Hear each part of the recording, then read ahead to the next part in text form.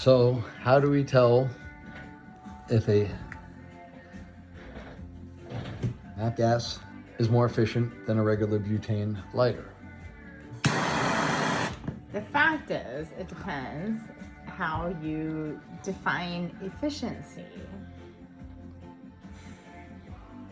Like, what are you trying to measure? The fact is, like, if you want to set something on fire, the fastest, the MAP gas is the most efficient. But if you are trying to save money, then, or save space, then like a normal little lighter is better. Like, what are you trying to light? Does it need MAP gas or doesn't it?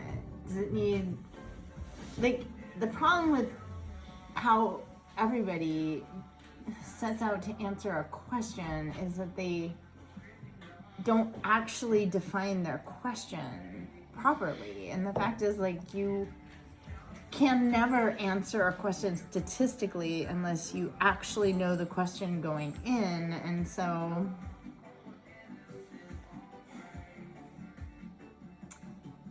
you must define the question. The first question Dr. Reeves will ever ask you is, what is the question?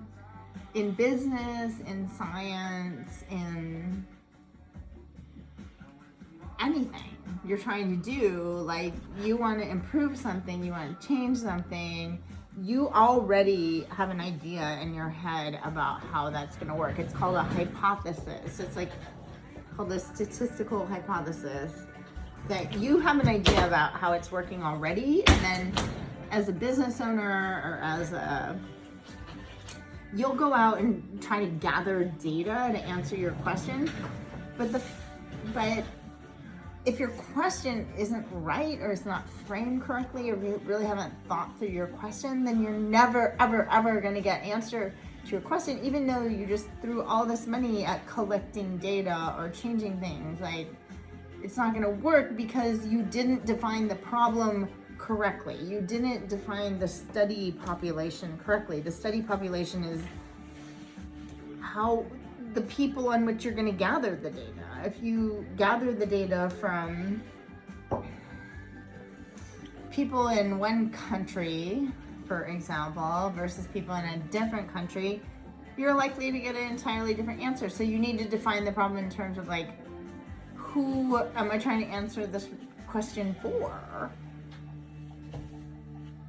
There's way more than this, but we'll stop now.